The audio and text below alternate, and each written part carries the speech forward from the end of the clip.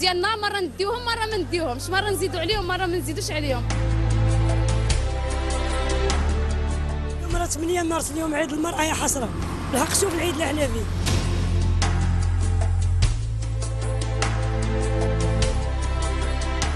أنا عايشة في البحر كالحوتة دائما، إلا ما خدمتش راسي وما ضربتش تمارة ما ناكلش. أنا كبرت الخوت، كبرت الأولاد، وكل شيء داك المصاريف كلها كنقوم بها أنا. كل شيء مكلفة بينا، اللي بغا يتكساو نكسي الوليدات باش ما عطا الله نصمتهم، الدراري اللي يجيني نهار السبت خاصني ندبر ليه الفلوس نعطيها ليه باش يمشي يقرا. يوميا كنخدم الاعياد 24 ساعه على 24 ساعه. غالبا ما كنضحكش، هذه كاينه فيا، ما كنمشيش للاعراس والافراح. هو كان في الاول متخوف الزوج ديالي غير من ما نعرفش نتعامل مع الناس. الإرادة وبالعزيمة والمثابرة والإخلاص والنية في أي حاجة كتوصل الإنسان لفين بغى.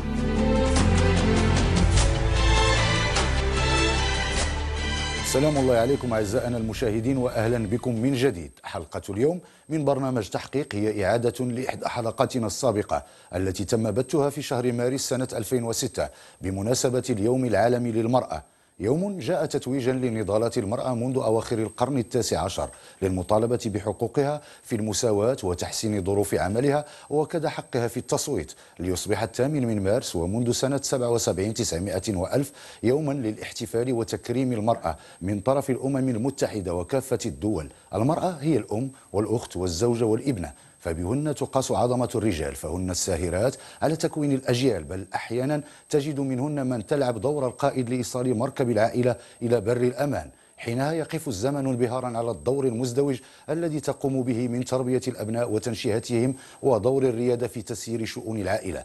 فريق التحقيق كان قد سلط الضوء على سيدات خلعن عباءة المرأة التقليدية ليأخذن موقع الأب في التصور التقليدي للعائلة، ليصبحن العاملات المعيلات الساهرات على مصير الأبناء. وإليكم هؤلاء المثابرات المقاومات المجاهدات القائدات، لهن كل الثناء والتقدير والاحترام.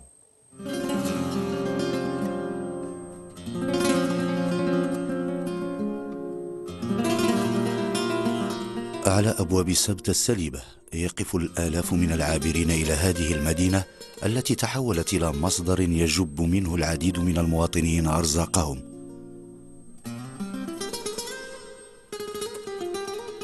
وهذه سعاد الحافظي، امرأة تقف كل صباح على عتبة المدينة قصد التبضع وجلب بعض من السلع لعلها تكسب من بيعها جزءا قليلا من المال تغالب به تعب الحياة المتقلبة.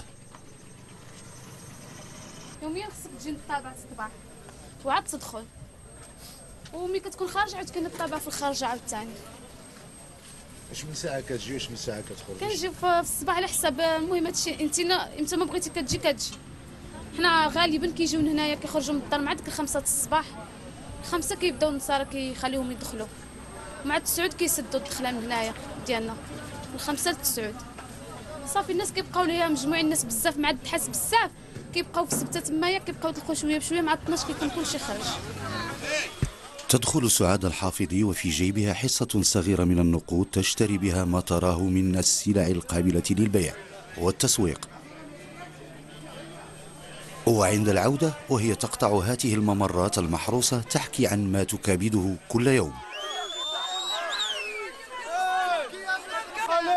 شفتوا في السلعه غير خفيفه، شي حاجه بحال بوسانيتو بحال هاد الصابون هذا، المهم سلعه شي حاجه خفيفه وصافي، كتبقى فيها ديك 1000 فرانك 5 دراهم وصافي، باش كندبروا عدة الخبز وصافي.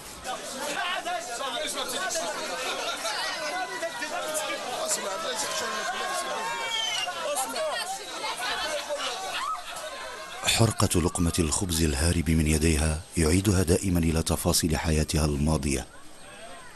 فقبل 6 سنوات لم تكن سعاد تتوقع أن الزمن سينقلب عليها بهذه الحدة.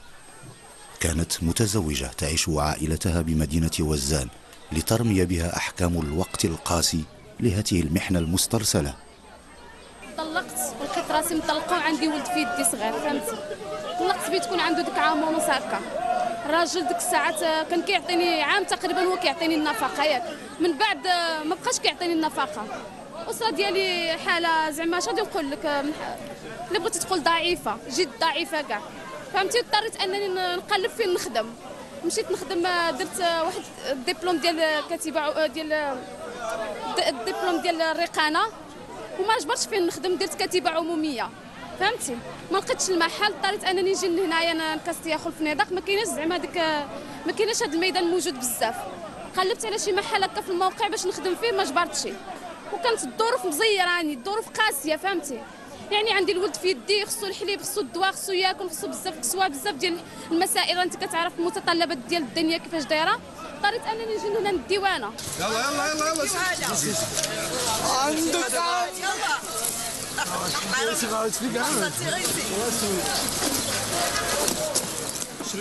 عندك انت كتشوف الحاله ديالنا كيفاش عامله.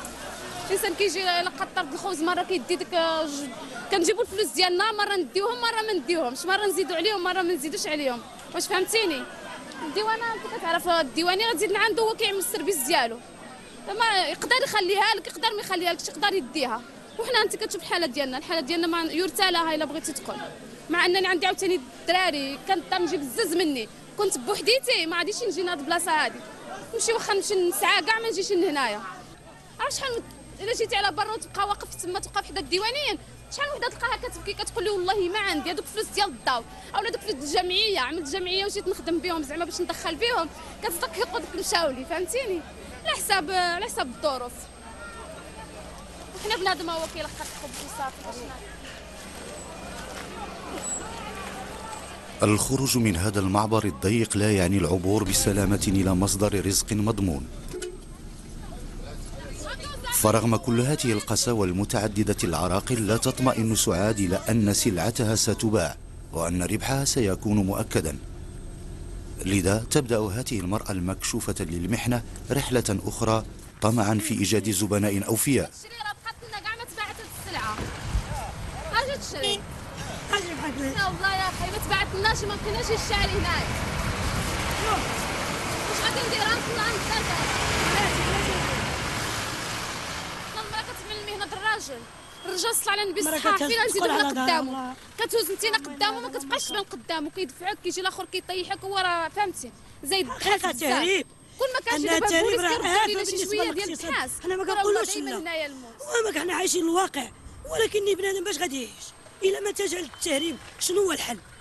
قلنا احنا عارفينه بالله كيضر الاقتصاد، ولكن في على اصحاب القرار والناس اللي هما مسؤولين هما اللي خصهم ينتبهوا لهذا الشيء هذا ويعملوا شي حلول على الاقل تكون ترضي جميع الاطراف.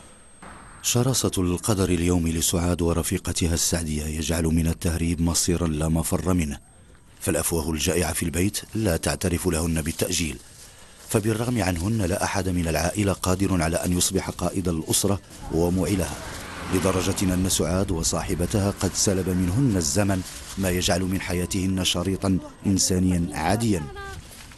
أنا بدي أكون كنمشي حياتي كدبشي عليك مرة درتي تعطي في راسي التمارة هذيك هربت العقبة والجبل.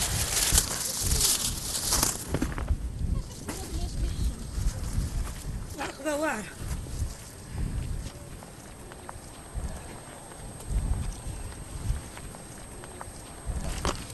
عييتي يا السعدية وقت؟ العقبة واعرة. العقبة ثقل العقبة ما ثقيلاش، هذه الله فيها 15 كيلو، ولكن العقبة ما تقدرش تمشي واحد المسافة طويلة. ثقيلة يا صاحبتي هذه. علاش ما يعاونكش ولدك؟ عاونيش ولدي ما عندوش باسبور، ما كيخليوش يدخل هنا، وزيادة انا ما نتحملش بحال هذا الشيء هذا. حنايا عرفتي علاش كنتحملوا هنايا؟ حنايا حيت مسؤولين. حنايا عرفتي علاش؟ حنايا يعني كنلقاو مسؤوليه محطوطه على العاتق ديالنا حنايا، هذاك بيدو باقي مسؤول منا حنايا، والدري عنده 14 عام نجيب ولا 13 عام نجيبو لنا يتكرفص، ما يمكنش. واش فهمتيني؟ ما يقدرش هو ما يقدرش. واش يجي النصراني انت ما جيت تشوف النصراني ينزل عليه بالبور راه على ولدك، كيفاش غتعمل انت نايا؟ راه الكبده هذه ما تقدرش تشوفو كيتضرب انت اليوم راه 8 مارس، اليوم عيد المرأة، يا حسرة الحق شوف العيد اللي حنا فيه، يا حسرة عيد المرأة بالنسبة للناس اللي هي عارفه بحق المراه فعلا. ما عندنا حنا هنايا انا ما كنعرفوش العيد انا في المغرب شنو كتساوي، ما كنعرفوش حتى شنو كاين في الدنيا هنا راه قليل نتابع على شنو كاين ولا ثلاث ندوخ لنا هاد الخدمه هذه. يعني هاد البلاصه هادي متلفانه. ملي كتلاقى المراه ما كتقول لك انا تحوست اليوم ضربوني انا طحت، وحده كتقول لك ما جبت حتى ريال، اخرى كتقول لك انا خلصت، ما كنهضر حتى بشي موضوع اخر اللي هو يا زعما فهمتي. اللي تلقاها هنا تلقاها كتبكي وتندب، غير توصل لهنا تلقى النساء كيبكيو وحده كتبكي على الاخرى. مالك انا عطاني النصراني لهنايا ضربني، انا تحوست، انايا اليوم ما طلعت حتى بريال، انا هادي مش مشاكل هنايا. غادي نقول لك هاد المشاكل هذا ما كينتبهولاش في مره، منسيه هاد البلاصه هادي والناس كتعاني هنايا. الا بغيتي تقول اكثر من اللي كتعاني بنادم مأزم والمشاكل وعدلو انت نازله تقول نصاني كيضرب فيك بحال اللي كيضرب شي ما نعرفش نقول لك من محنة الصباح يبدأ هبوط سعاد إلى درك آخر نحو واجب يأخذ منها ما تبقى من جهد. ففي بيتها المتواضع ينتظرها الصغار، كل واحد منهم يطلب جرعته اليومية من الحنان والعناية. فسعاد شاءت أقدارها أن تقود بيت العائلة على وجهتين: جلب الرزق وتدبيره. ملي كنجي من الديوانه الدراري عاوتاني ثلاثه كيتجمعوا عليا، كل خصو نهزو بوحدو، كل خصو نعمل له خاطرو، كل خصو نعطيه الحنان ديالو، كل كيعاود لي كيبكي عليا كيقول لي كتحرقني اولا خصني اولا بدل لي، كيمشيوش عند باهم. نحط راسي نبغي نتكا كنلقاهم يتجمعوا عليا بثلاثه خصهم ينعسوا معايا انايا. كنقول له رانا عييت هزو شويه عاوني رانا كنعيا بزاف عليا هادشي. ها هو ماجي صافي بابا صافي ها هو يجي متخافش صافي. الشي اللي مشي لديك البلاصه هذيك ما يبقاش في وجههم. دوزت فيها غير 15 يوم غير شهر تولي بحال ضرب فيها 6 سنين 7 سنين.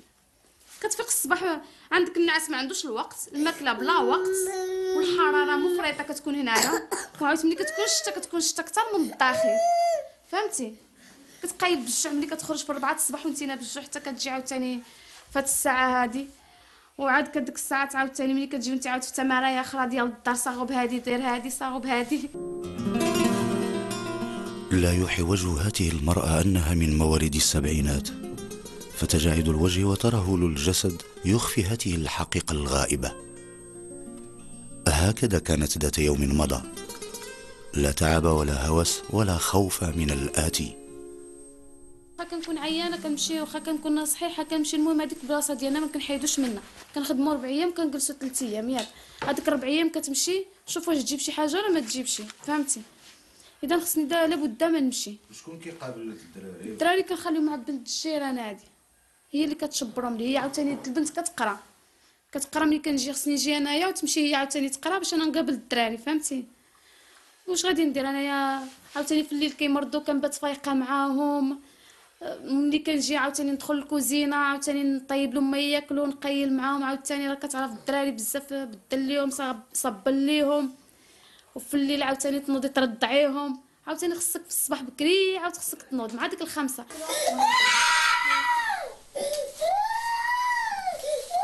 واخا كنكون مريضه ولا كنمشي. انا كنت حامله بهاد البنيته هادي، وكنت كنمشي كنخدم كنهز الثقال على ظهري 30 كيلو 25 20 40 كيلو 50 سا ديبون كل مره وشحال، وكنهز وانا خدامه حتى صبحت والده. الصباح اللي غادي نصبح جالسه بالدار، صباح ديك النهار في السبيطار دوزت ما كاملاش 40 يوم عاوتاني بديت كنهبط. هبطت اول مره، المهم مازال ما كملت لي 40.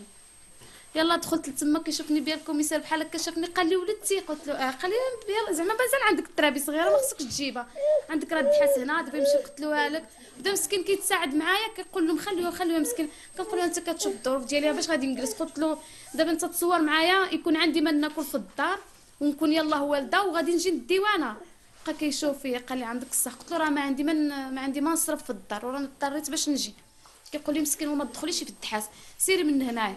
ويشوفوني عاوتاني البوليس تما كيقول لهم خليوها مسكينه بقى عاد والده والترابي في الدار ديالها.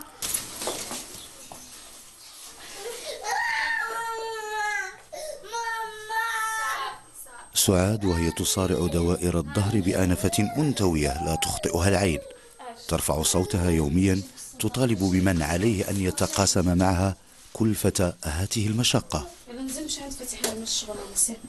مش عند فتيحة صافي تمشي عندها صافي هاجي نحيدو هادشي من هنايا. الراجل ديالي الاول اللي مطلقه منه بالولد بغيتو باش يتكلف بولدو، وولدو في الكواغد ديالو في الحاله المدنيه بالورق ديالو بكلشي، وما كيعطيش النفقه وكيتخلص عليه. دابا هادي 13 سنه ما عطاش بالسيطه، وبغيتو باش يتكلب بي رانا عييت ما نهز فيه، عييت ما نكسي داك الدري، الكسوه ديالو ولات غاليه والمصاريف ديالو زادت غلات. خلاص شفتي الضوء طلعتي. قذفتنا أمواج محنة سعاد الحافظ إلى بحر آخر بمدينة الجديدة، لنلتقي بامرأة تشكل استثناء في كل شيء. عائشة عفان امرأة تشارف 60 من عمرها، تزوجت البحر وسماءه منذ الصغر قبل أن يعقد قرانها من زوجها الراحل. عائشة فضلت الغوص في أعماق الماء بحثا عن رزق ممكن عوض الركون إلى هوامش الزمن المنسي. كل صباح تحمل عائشة عدتها من أجل صيد جديد يمنحها فرصة الحصول على معيشها اليومي دون صخب. ارتباطها بالبحر حولها إلى كائن شبه بحري يسكنها وتسكنه، حتى في عز القر لا تعترف بتوالي الفصول وتبدلها، ففي نظرها كل الفصول قابلة لممارسة صيدها الذي يقيها شدة الحال والحاجة، فهي المعيلة الوحيدة لعائلتها.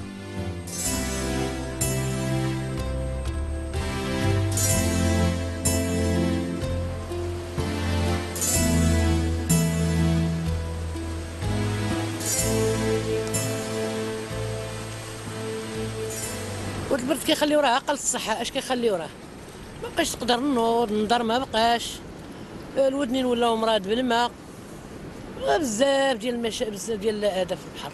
وعلاش ما تجلسيش؟ واش غادي ندوز شكون راه يعيشني؟ انا ما عنديش اللي يعيشني، ما عندي اللي يجيب لي 10 درهم هي الاخرى. الا ما خدمتش راسي وما ضربتش تماره ما ناكلش. انا كبرت الخوت، كبرت الاولاد، كبرت دابا معايا بنتي راجلها ما خدامش، عندها هي 3 الاولاد وهي وراجلها وانا ومعنا واحد الدري اخر ولد اختي، وكل شيء داك المصاريف كلها كنقوم بها انا. يعني الا ما جيتش اليوم انا ما ياكلوا، ما عندهمش منين يجيو، ما عندهمش منين ياكلوا.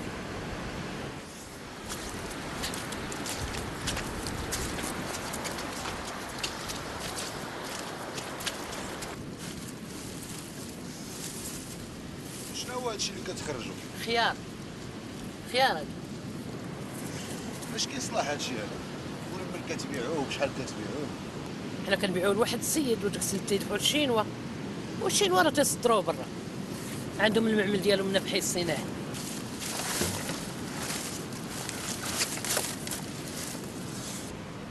وانا دائما في البحر، انا عايشه في البحر كالحوته، دائما في البحر، الصباح في البحر.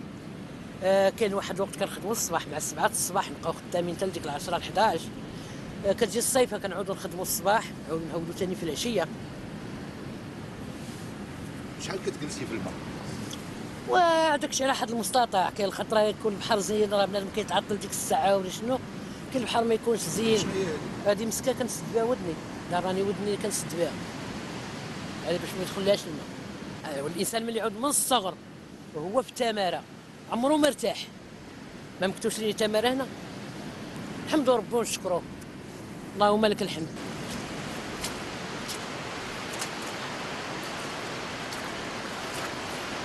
هذاك الموسى نعيمه.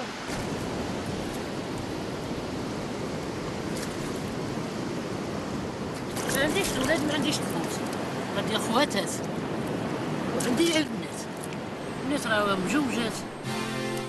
عائشة عفان كانت فتاة تلج فصل الدراسة ككل قرينتها، إلا أن ظروفا عائلية طارئة أجبرتها على التخلي عن سلك الدراسة بداية الستينات. وقد حصلت نداك على الشهادة الابتدائية.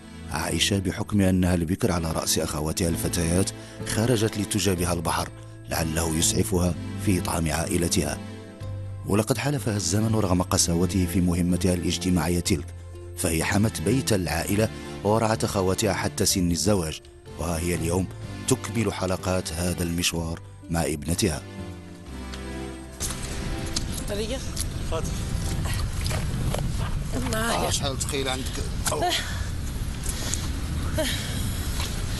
اش غندير؟ عييت وليدي، ثقيل بزاف هذاك السطر. ثقيله.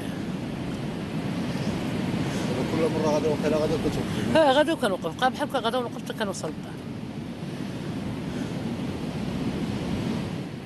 غتخلصي فيه دابا هذا؟ غدا نمشي ندي دابا نحيد لي داكشي ديالو داخل ونغسلو ونطلعو نعبرو ونتخلص فيه ديك الساعه. ولا ما تخلصناش غادي باش غنصير النهار. هذا الكارتي تاع النهار. هذه العلاقة المتشابكة التي تعيشها عائشة مع أمواج البحر أصبح لها تاريخ خاص لديها، تاريخ تخترق حكايات لا تخفي عائشة وقائعها حين لا تخونها الذاكرة، بالإضافة إلى أن البحر هو مصدر رزقها الأول والوحيد، فهو في ذات الوقت طرفا أساسيا يؤتت مجرى حياتها وحياة العائلة.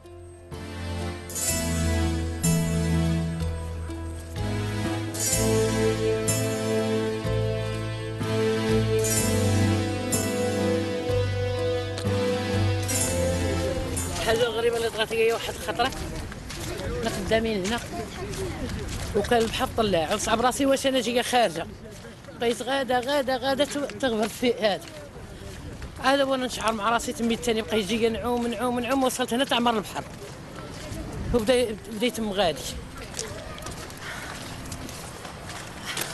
في هذا المنزل المنسي الذي يطل هو الآخر على البحر تقطن عائشة وأسرتها ممسكين بنواجذ الزمن منتظرين ما سيجود به جوف البحر الذي لا يدري أحد منهم متى سيمنحهم ومتى سيمتنع عن ذلك. حنا الحفه ديالنا هي البحر، واخا يكون الثلج كيطيح كنهولو هو ندخل انا داك الشيء. خطره ملي بقيت الصيف خطره كتكون 100 درهم، خطره 1800، خطره 3000، كل نهار ورزقو. كاين نهار ما كاينش كاع كندخلو كيوعر علينا البحر كنخرجو ما كنجيبو والو، داكشي ارزاق.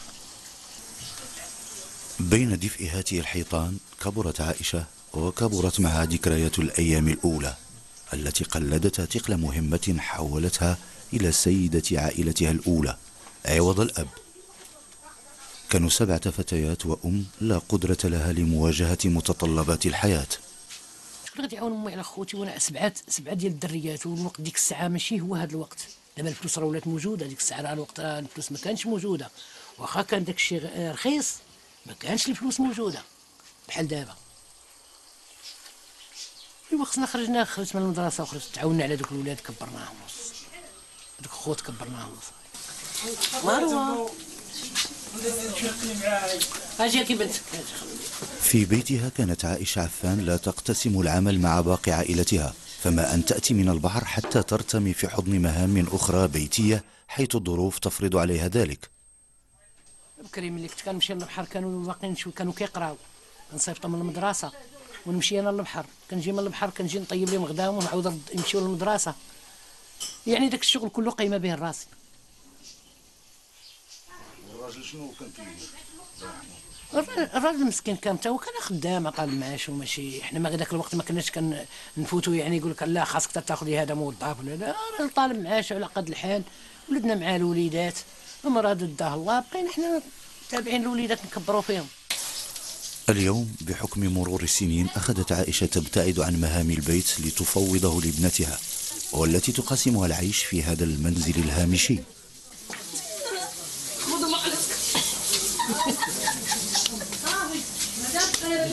قبل الدار هي اللي كتشقى، هي اللي وكان جيت انا الا كانت شي حاجه هي ما دايراش كنعاونها انا ماشي. عائشة التي تعيش قدرها دون سند، لا يعطيها البحر ولا البر ضمانات تقيها من السقوط واقفة في مخالب المرض والضعف والوهن، بعيدة عن نعمة الراحة أو التقاعد وما يتبعه من تعويض.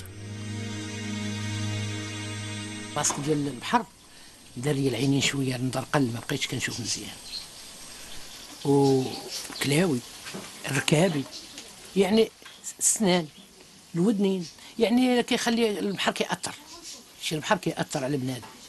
حديده الا درتيها سيمانه كتجي كتصيبها ولا تفرتك. عاد حنا الا مرات في يد الله، الا مرات اش غنبرك نتصنت الحكم الله والو. اللي جابوا النهار يدي لي.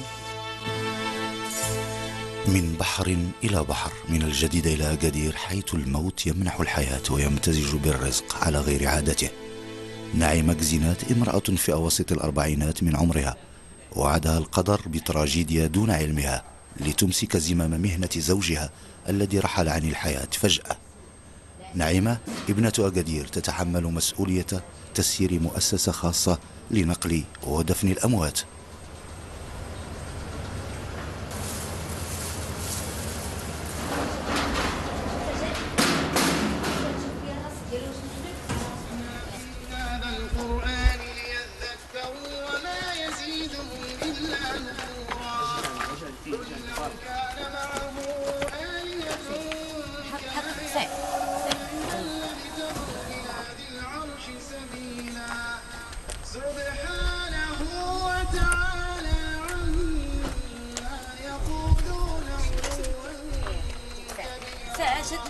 تسبح له السماوات السبع والأرض ومن فيهن وإن من شيء إلا يسبح بحمده ولكن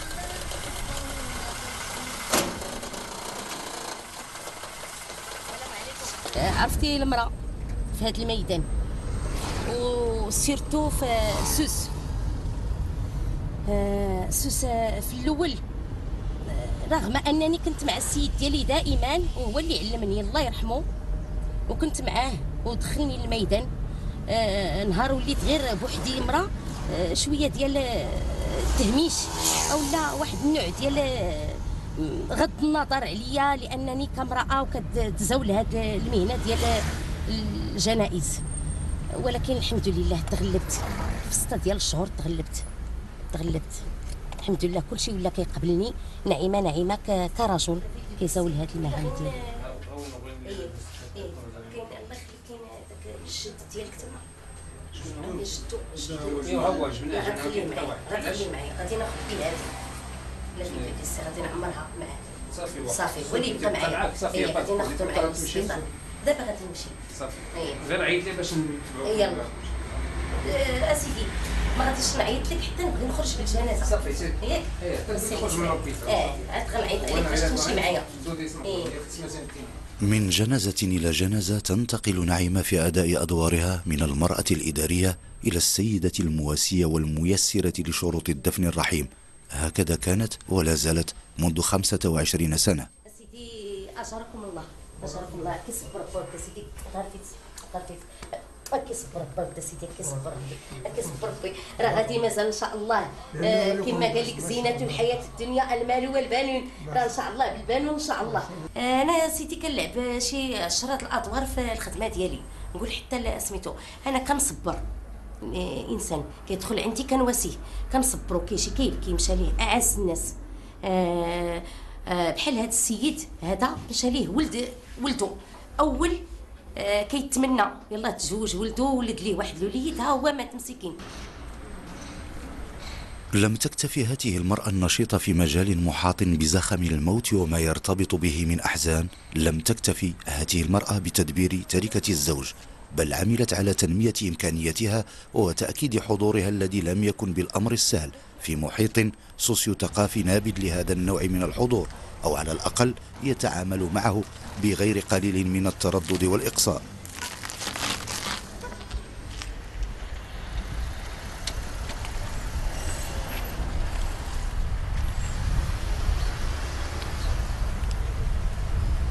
أنا وسعت هذه الشركة، كانت بدات مع المرحوم ب2 ديال السيارات، دابا ولاو عندي 10 ديال السيارات، 10 ديال الأفراد وعلى رأسهم نعيمة. يوميا كنخدم الأعياد 24 ساعة على 24 ساعة. مع توالي السنين أصبحت نعيمة شبه آلة عاملة لا تعرف التوقف ليل نهار، فالموت ليس له موعد محدد إلا مع هذه السيدة التي تقف أمام أمواتها كلما نودي عليها من أجل ذلك. غير أن لحياة نعيمة وجه آخر، فهي أم وابنة في نفس الوقت، تتردد على منزلها في مواقيت مضبوطة بالتزامات عائلية قصد إنجازها. السلام عليكم. نجي من الخدمة ديالي كنلعب انفيرميير في الدار، الوالده ديالي مسكينه ونديكابي مريضه، كنعطيها الدواء ديالها بالتوقيت، كنخرج وكنعطيها الدواء، ملي كندخل كنعطيها الدواء ديالها والماكله وكنبدل ليها، وهذه الدوش ديالها قريب ليها، وكنبقى مراعياها الليل كامل. الا غنخرج كنوصي الولد ديالي كيهبط من الدار ديالو الفوق، كنقول ليه اجي تقابل جدك محمد دخل. هذا الابن ديالي، هذا هو محمد. علاش كان قاسي؟ هذا محمد مني مات الوالد ديالو انا اللي هزيت المشعل. كنعيش على محمد، كنعيش على محمد الابن ديالي. ودابا طلبته لانني بديت كنعيا، وطلبته قلت لي غادي الدراسه ديالك غادي تحولها ان شاء الله الليل. قد تبدو الحياة العائلية لنعيمة وابنها وأمها شبه حياة عادية، غير أنها في أي لحظة من اللحظات تخرج عن هذا الإيقاع الظاهر. فنعيمة مرتبطة دائما بنداءات تدعوها للالتحاق بميدان من وافته المنية، وهي تجد صعوبات لا تخفيها في الملائمة بين طبيعة عملها ومستلزمات المسؤولية الأسروية كامرأة أصبحت أبا.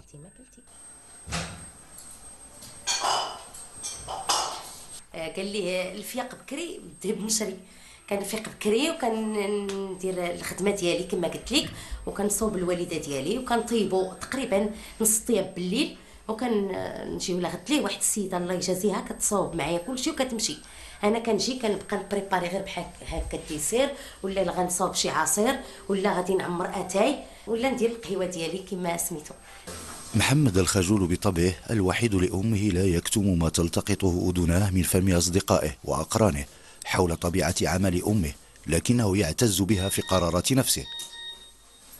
واخا الدراري برا تيقولوا لي الوالده ديالك كتهز المويده، ولكن هذاك هو العيش ديالنا تماني تنعيشو.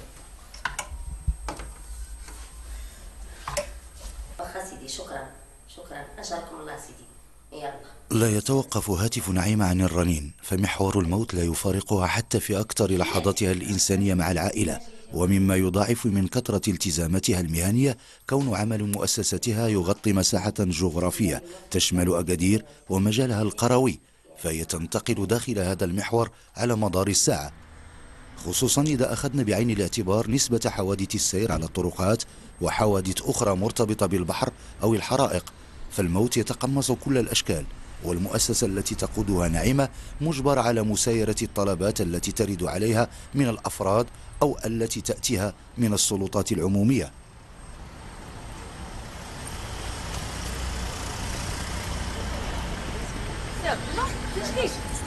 بخير لاباس؟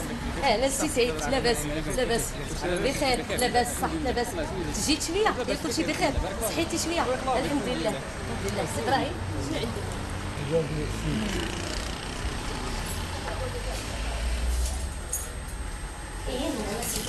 أجركم الله. دخل ولدي دخل شنو عندك؟ وليدة توقتو ولدي جلس. أجرك الله. شكون يعطيك ولدي؟ الوالد ديالك اللي توفى؟ لا خوادري. أجرك الله وقال لي الشفاء ديالو بأنك غادي تنقلوا لي فنيات إن شاء الله. أشنو؟ هي كما قلت لك كنبدا مالو نعيمه هادو كيعيطوا لي الدرك الملكي غالبا كيكونوا لي زاكسيدون في الليل، يا اما من الوحده حتى ل5 ديال الصباح وانا كنخدم معاهم حتى ل6 ديال الصباح كيكونوا لي زاكسيدون ديال الطريق. دابا من اكادير كيكونوا غالبا في شتوكا ايتباها اولا كيكونوا في طريق مسا تيزنيت وفي بويكرا. كنقول ليه كيفاش دايره الجثه، الله يخليك قول لي كيفاش دايره، الا كانت متلاشيه قولها ليا باش ناخذ الماتيريال ديالي. عندي دي بلاستيك فاش كناخذ، وعندي البلاستيكات فاش كندير الراس، وعندي فاش كندير العظام ديال الراس، وعندي فاش كندير الاعضاء الا كانت متلاشيه، وعندي فاش كندير لابدومين الا خرجت. حيت كلشي كيولي بعد الخطره كنجمع بحال الكفته. لا اله الا الله. ودائما خدامه لا سيدي عدات كيضرني، ماشي ما كيضرنيش، كيضرني بزاف، كيضرني وكنتقلق. غالبا نعيمه ما كنضحكش، هذه كاينه فيا، ما كنمشيش للاعراس الافراح، ما كنمشيش وما كتهمنيش الدنيا، كاين بعد المناسبات ديال العائله اللي ما خصنيش ما نحضرش فيها، ولا بدا خصني نحضر باي وجه كان، واخا نسالي الجنائز ديالي في 12 خصني نوقف فيها. وبعد الخطره كيقولوا لي لا خصك ديري شويه ديال الحنه مع سميتو، كنبغي يا ريت باش تعجبني الحنه، ولكن ما نقدرش. كنفكر لا غد ليه كنقول لهم لا لا انا عندي ديما الموتة، انا ديما كندور في داك المحور ديال الموت. كنقول لهم ما نقدرش ندير الحنه، ما نقدرش ندير نصوب عينيا اللي يبقاو الصباح سميتو الناس كيجيو كيبكيو وانا ما خصنيش نتزين.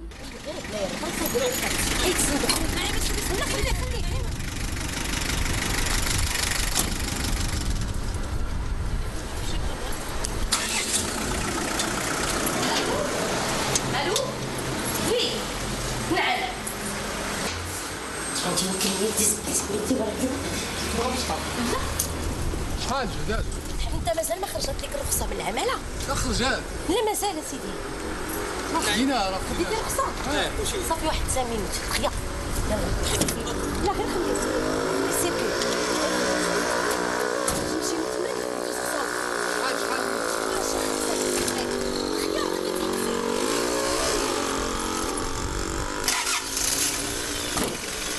ونحن نتابع العمل اليومي لهذه السيدة، ووقع طارئ بالمدار الحضري لمدينة أكادير لتتم المناداة على نعيمة من طرف مصالح الشرطة. رافقناها لنعاين عن كتب جزءا مما تقوم به، فالحادث يتعلق بسقوط رافعة على أحد العمال بورش للبناء ليلفظ أنفاسه في الحين.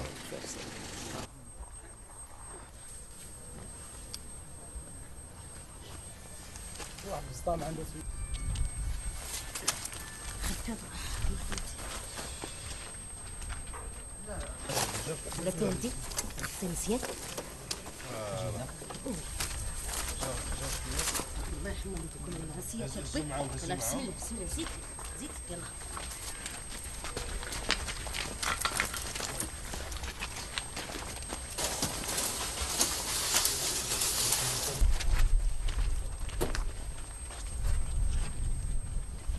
نعيمة شنو الإجراءات اللي غادي ديروا دابا؟ غادي نمشي ناخذ ريكيزيسيون باش غندخل المطلة مورك ان شاء الله. غادي ناخذها في تيكيوين لان هاد المنطقه تابعه لتيكيوين. غادي ناخذ لا ريكيزيسيون عند البوليس ان شاء الله.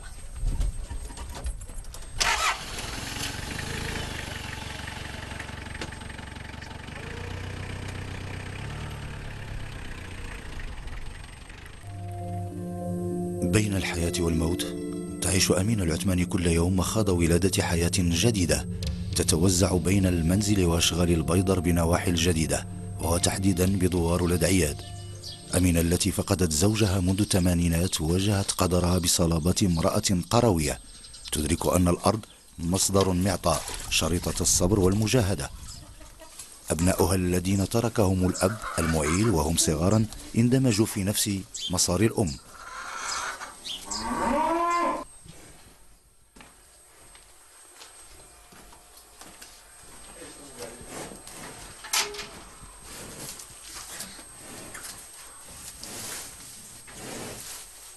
ملي مات المرحوم وانا كندير ملي مات المرحوم هو الهيق مات نعيشات وفاش مسها الله الهيق ملي كبرت راح فيه وانا كنت صغر منها ما صغرناش منها ثاني راح نتسناو هيق اخرى تكبر ديك زي مع الوقت. وعلاش ما مشيتيش خدمتي عند الناس؟ خدم عند الناس والولاد كون يربيهم من مورايا وشكون غيطيب ليهم ويصبر ليهم كل شيء انا خاصني واخا نتسلح من بلاصه اخرى ونجيب لهم ترد ندير الموالي. خاصني انا كلشي مكلفه بينا اللي بغيت كساول نكسي الوليدات باش ما عطا الله نصمتهم. الدري بيجي يجيني نهار السبت خاصني ندبر ليه الفلوس نعطيها ليه باش يمشي يقرا واخا نعرف راسي نتسلفها من هادشي حتى نردها ليه وما نصيفطوش بليش. هو بغيت يقول لي انا مانيش بغيت هاد القرايه ما نصير كنقول له لا وليدي ها انت سير رجع هاد العام نجحتي الله يعاونك ما نجحتيش يا وليدي ما بيديش لك انا ما نقدرش نخرجك. بغيت كيتريفه ما تلاش يبغي يمشي نقول انت زيد هاد العام نجحتي غتبقى ما نجحتيش غنخرجك. بقى بحال هكا كنعمل فيه كي كوك رجع الله. هو راه بقات الساعه ملي قرا باقي ما جاوش لي الله خديمه راه باقي كنتمنى ليه ان شاء الله لا جاوش الله خديمه ما قاطعينش قياسنا باقي كنتمناو ليه. يو ملي مشينا ما تلاوحش بعد ما خدمت قلنا اللهم نجوجو نديرو لي وليداتي ونساونا. ايوا هادشي اللي كاين. شنو ندير لا تعرف أمينة طيلة اليوم طعم الراحة من عمل إلى آخر. لا تتوقف يدها عن الاشتغال من الاهتمام بالماشية إلى الاطمئنان عن الحقل وتوفير الكلأ إلى الأشغال المنزلية، مهام استأنست بها هذه المرأة القروية التي تتعاطى مع يومياتها بانسياب عفوي. هالحاجة اللي عرفني الله هي هذه. كاين شي حاجة أخرى ما بغيتش نعرفو. اللي كان عارفو هو اللي كان قضيبي، واللي ما نعرفوش فالوالدين مدخليناش مقريناش بكري. عارف اللاحة وقانت والبادية الشا ما دير. هادشي اللي فيها هادشي ديال الهيمات وديال الشغير فيها والو. ملي كاين الرواية وكاين الزرع وكاين الخير غتكون فلاحة مزيانة. يوم اللي ما كتكونش مزيانة علاش كتعولي؟ باش كتعيشي؟ باش كتعيش راه تدور مع الوقت باش ما ستيرك غتقضي. غتاكل اللحم في كل نهار وراه باش ما ستير غادي تقضيها. كاين هاد السيمانة كاين والسيمانة أخرى ما كاينش ودايزة. بالإضافة إلى أعباء تدبير المنزل، تحمل أمينة هموم ابنها المتزوج الذي يقاسمها فضاء المنزل، حيث لا زال يبحث عن عمل كتقني يلائم مؤهلاته، فهي المعيل الوحيد له ولأبنائه. ما حدي انا مثلا كبر وانا كنتعلم كلشي، كنشوف الناس اش يديروا وكندير انا بحال. كاين شي واحد غادي يزيد الحاجه واخا الحاجه المستشفى يقضي لك غتنوض تجاهد معاه وتقضيها. غادي تستنى شي واحد غيجي يقضي لك وانت غتنوض تشوف الناس حداك جيرانك كيديروا غادي نوض انا نقضي انا بحال. وكنزيد الاولاد كنضربهم وكنخاصم عليهم كنقول لهم قضيو سيروا خدموا وديروا كناهمهم واش وهذا الشيء باش دزت. رغم ندرة مصادر العيش لا تسأم أمينة من البحث المستمر لتنمية مواردها القليلة أصلا، اعتمادا على الأرض والماشية، فهما ما تملكه يدها منذ أن رحل الزوج. الشعير والذرة والفارينة والحلبة ونوبة خرطان وهادشي ما كاين عندنا لا بلاد الماء لا والو، راه بلاد ورقي تحت الشجر.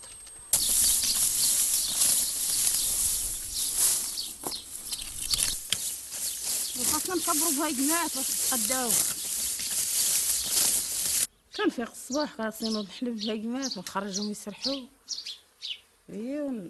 قلت انا ربطت مع البكاري الا جاي يمشي حرات ونضرب في شقي الخايمه ولا كاين شي شغايم تشغال. علاش دايره البهيمات بعد؟ وما عنديش ارض هنا فين نديرهم حدايا، خاصني كريت ليهم بعاد.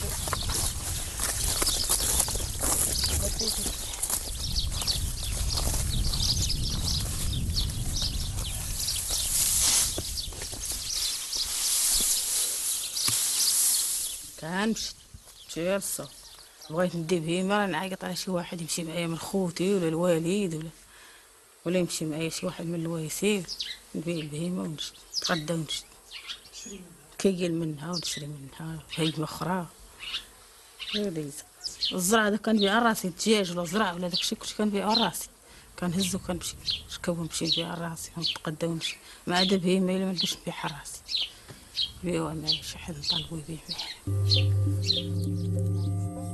من البادية إلى المدينة وإلى أكادير مرة أخرى مع السيدة احترفت مهنة تعليم قيادة السيارات.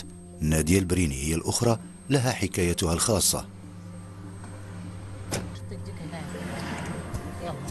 ياك يد كتريقل ويد كتشد في الفولون. يلا جبت لي السلطه.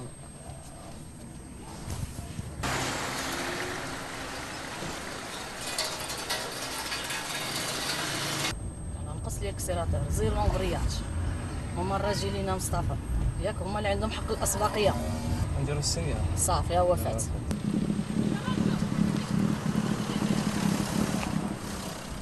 كندوزو تقريبا من 30 حتى ل 40 كليان في النهار.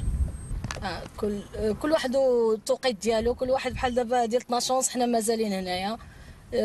الكليان دابا السيد ما عندوش الوقت الصباح ولا العشيه، خصنا لابد ما نجيبو يتريني في هذه الوقيته.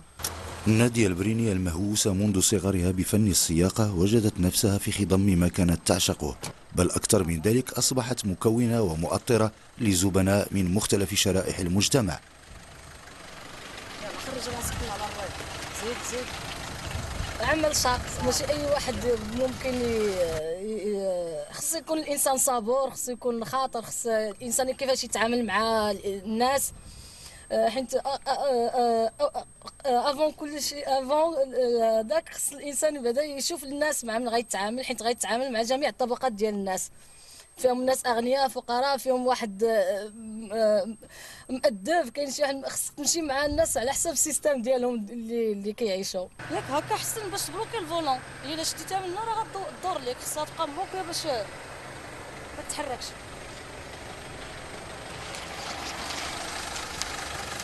كنجيو هنا في 5 الصباح، كيكون في هذا الوقت البرد كيكون الظلام، يعني كنعلموا شي كليان هنا في الظلام. بعض المرات كيكون عندك غير العيالات في الطوموبيل. واحد النوفال جات وحده قالت لي واش غنهودوا هنا، قلت لها ماك اختي حنا هبطناها. كاين بعض المرات كتلقى الناس هنا ماشي مشكل، بعض المرات ما كيكونوش، كتسنى واحد شويه كيجيو الناس، والحمد لله لحد الساعه هذه 10 سنين الخدمه ما عمر وقع لنا حتى شي حاجه الحمد لله. نادية البريني كالعديد من الشابات الخريجات الحاملات للشهادة العليا رفضت البقاء رهينة الانتظار، حيث عملت على استثمار كفاءتها لتؤسس هذه المقاولة التي أصبحت مقاولة عائلية بانخراط جل أفراد العائلة في المشروع. الجواب زوج.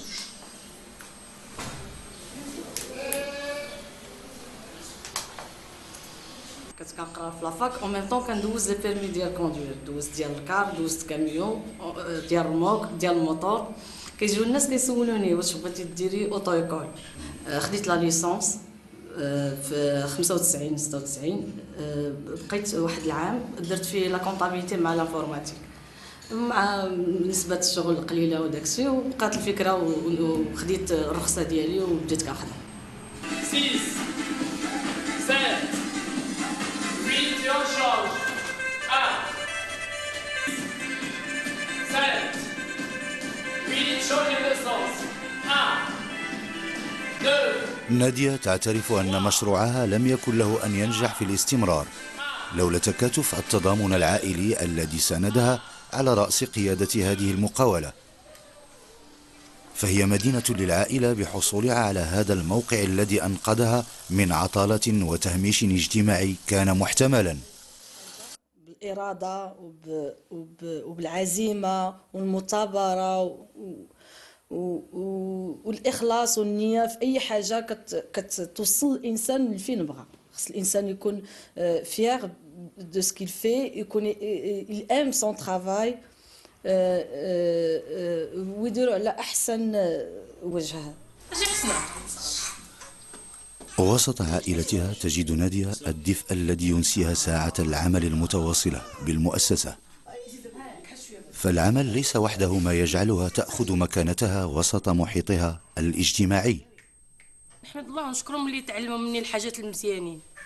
هذاك الشيء انا الحمد لله ملي بناتي كابابل وكيخدموا ومحنين بعضياتهم وملي كنشوفهم مجموعين كنفرح. غير بعيد عن قائدة السيارات وبنفس المدينة أكادير التقينا امرأة جرتها ظروف الوضعية الصحي لزوجها أن تعوضه على كرسي إدارة الشركة التي كان يديرها. من بعد زوجي اللي مرض اللوزين بقى واقف، بقيت كنفكر انايا لان داكشي اللي كان عندنا فكره وكان عندنا الهدف اللي كان عندنا اتفقنا عليه باش نديروه ما بقاش غادي يكون، لان السيد عيان وكان تعب كان واحد المده تقريبا سنه هو في كلينيك يخرج، فهمتي.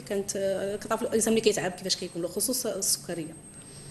ايوا وبدينا جيت للوزين، توكلت على الله ودخلت. كان تيقول لي بان راه هادشي صعيب عليك فين غتدخلي، لان المعامله ديال الناس ديال الرجال ديال خصوص المينا ماشي هو المعامله اللي كتعرفي على برا. قلت له انا غنجرب وغنشوف على الله، زعما ما خسرت والو. انا نويت باش يخدموا معايا الناس ونويت باش نحل، لان دابا كتلقى دابا الناس اللي خدامه معاهم الشركات اللي كاينه معاهم كل شركه عندها 10 15 ديال الناس. فمن ربة بيت إلى مديرة شركة لها نشاط تجاري واسع، وبالضبط في قطاع لم يعتد حضور النساء فيه بشكل كبير. في الاول طبعا لقيت صعوبات، لان المعامله كاين اللي كيدخل بعدا كيدخل عندي كيقول واش كاين تما بجوان، كنسمعو كيهضر مع الكاتبه واش كاين بجوان، كتقول لا كاين غير الحاجه، ما كيدخلش عندي، ما كيدخلش نهائيا. يمكن ما قدروش يتعاملوا معايا كاني مرأة، لان سوس هنا عندنا ماشي هو الرباط، ماشي هو الدار البيضاء، ماشي هو فاس، ماشي هو طنجة، لان الجنوب عنده واحد شكل خاص بخصوص المرأة. الحاجة جميعة بجوان لم تكن في بداية مسؤوليتها تملك معرفة عملية بخبايا هذا القطاع، فقد تركت للزمن أن يعلمها أبجديات المهنة الجديدة عليها تقنيا وإداريا وعلائقيا.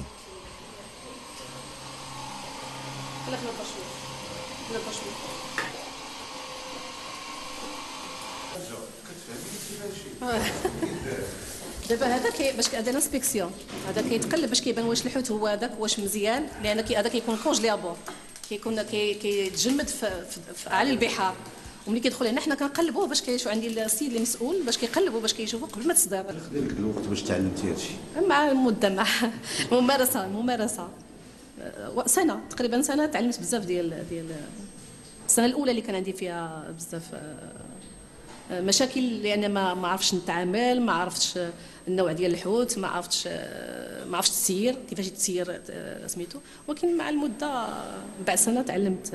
من الخطا نتعلم، كنخطا وكنتعلم، كنخطا ونتعلم حتى تعلمت وما كنقولش تعلمت، باقي كنتعلم. قطاع الصيد البحري بمختلف أنشطته هو قطاع ذكوري بامتياز،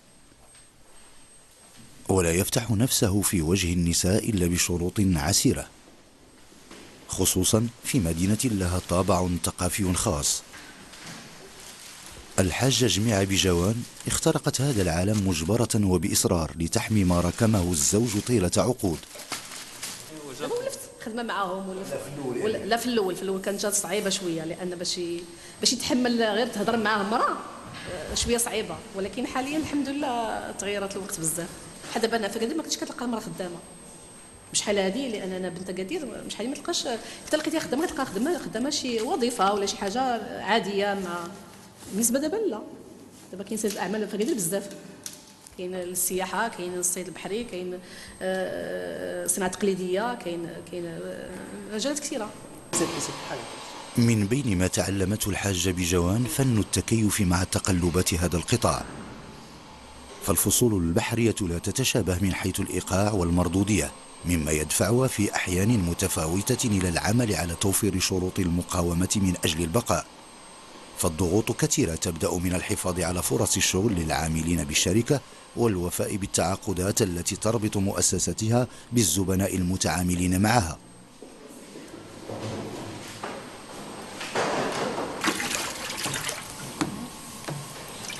كيتدار في الماء ولا كلاص وشويه الملحه وبرودوي باش باقي لي باش تحيدو دابا مازال دابا نديميه راه يتحيد نديميه.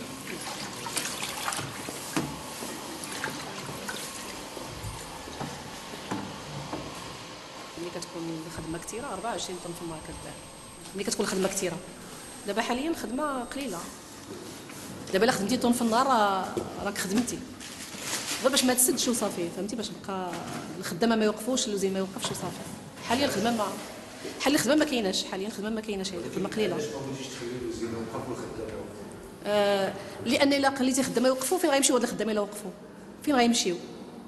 اللهم تدخل ديك السلعه وتمشي، واخا ما تربحش، واخا ما يكون كاع الربح، يكون غير مثلا كتبدل الفلوس بسلعه وما تكونش ما توقفش لوزين، لان هذاك الخدام الا وقف ما عندوش فين يمشي هو. يعني خصك تخدم، تخلي الحركه خدامه، تخلي الحركه ممشيه باش الخدام يبقى يجي، باش يلقى باش يعيش، يلقى ما يصرف، يلقى بيد ما تكون الخدمه كاينه. يعني خصك تحملوا الا لا الغالب الله الساعه لحد الان صدر ربي مسهل، بحال قلتي كتبدل دابا السلعه بالفلوس. كل يوم تقوم الحاجة بجوان بجولتها المعتادة داخل مرافق المؤسسة للوقوف على سير العمل ومدى احترام إجراءاته، فالأمر في هذا القطاع يتعلق بالحرص الكبير على جودة المنتوج. كيطلب بزاف وسميتو حنا الحق برودوي كونجلي عنده الحق هو كيخدم تما خدمت لداخل هذا عنده الحوايج باش داخل كندخل باش كنشوف السلعه شنو كاينه شنو. دابا حاليا ما كتبقاش السلعه بزاف لان ما كايناش. لا فرق كبير، ولكن الولف مع المده كنلبس مزيان وصافي. كنلبس مزيان وصافي.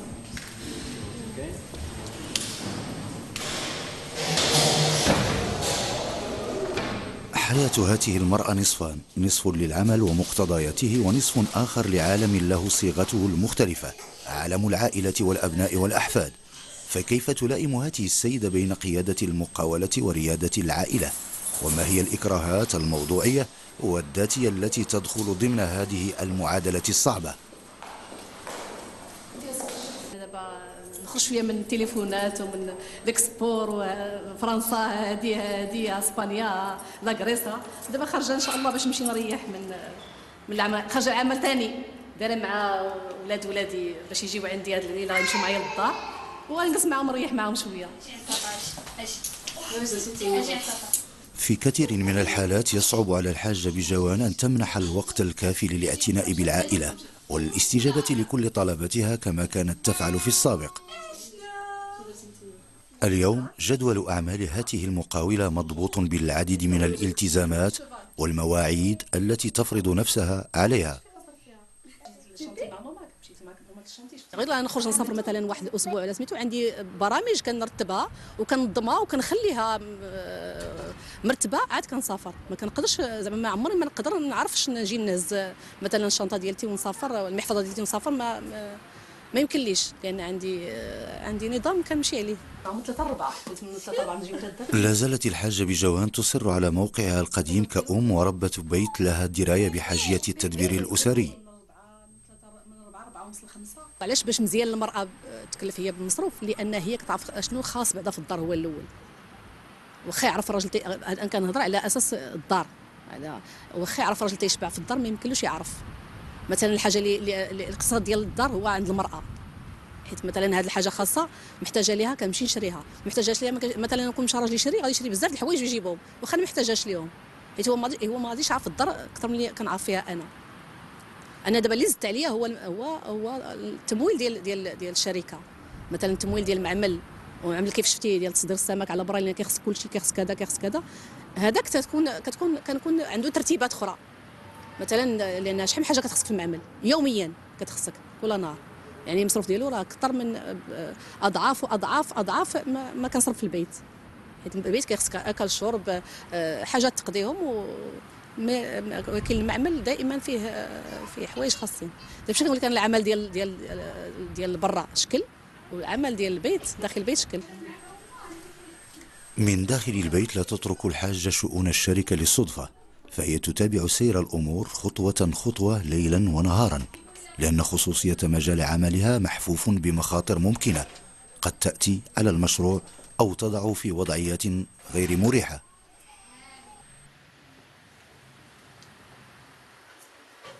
انا السياده والتسيير، لان خصني انا ندير كل شيء، وطبعا ما كيبقاوش يقوموا بشي حاجه اللي ما قلتها لهم انايا. بعض ما كيدخل الحوت بالليل كيخصو يعيط عليه واش يدخلوا ما يدخلوش، ديال من شكون فلان اللي جابو، فهمتي؟ اللي كتخاف، لان هذا الميدان ديال السمك فيه بزاف المشاكل، بما انه كتسمع المشاكل دابا على برا، كتسمع بان كيوقفوا الكاميونات على برا وكيلقاو الشاحنات فيهم مخدرات، فيهم هذه، الانسان خصو يكون حريص اكثر مما كان عليه، لان خصك تطلب شكون غيجي عندك اللوزين، شكون غيجي عندك المعمل، شكون غيجيب السمك ديالو، السمك ديال من، لان يقدر يجيب شي حاجه يدخلها، دابا ما يقدرش يدخل اي شيء، لا بالنسبه للحارس ولا بالنسبه اللي عندي المدير ديال الانتاج، الا ما تشاور معايا. لا تجد الحاجة بجوان غضاضة في أن تلعب دورها المزدوج وأن تصبح الأم والمعيلة، دون أن يمس ذلك من قيمة زوجها الذي لم تسعفه الظروف الصحية القاهرة في الاستمرار على لعب دوره التقليدي، الأب القائد للأسرة. لأن كيف ما كان هو كيجيب، ملي كان قادر وكان قادر كيعطي وكسميتو، وكان مكلف بكل شيء وكيدير هو كل شيء وكيعطيني انا غير باش غير حاجات اللي فوق الكماليات، يعني حتى هو ما غاديش يتقلق، لانه عادي هو عيا ما تلاش يقدر يكمل المشوار اللي بديناه جميع، كنكملو انا عادي. يعني هو كان في الاول متخوف الزوج ديالي غير من ما نعرفش نتعامل مع الناس، لان شافني كيفاش كنت عايشه وكيفاش، لان كنت عايش واحد الحياه مريحه مع ولادك، مع كتمارس انواع الرياضات، ماشي بحال اللي غادي تدخل واحد المجتمع اللي غتبقى تتكلم مع الناس هذا يمكن تفهم معاه يمكن ما تفهم معاه، يمكن يفهمك اش كتقول يمكن ما يفهمكش. يعني فرق كبير بين التعامل مع رجال على برا وما بين التعامل مع السيدات اللي جالسين في ديورهم الحاجة جميع بجوان ليست العنوان الوحيد للقوة النائمة في عقل وقلب المرأة، وإن اختلفت الظروف فهي كما السابقات في رحلة برنامجنا عناوين دالة على سمو نصف مجتمعنا الذي يستحق منا أكبر المديح والثناء.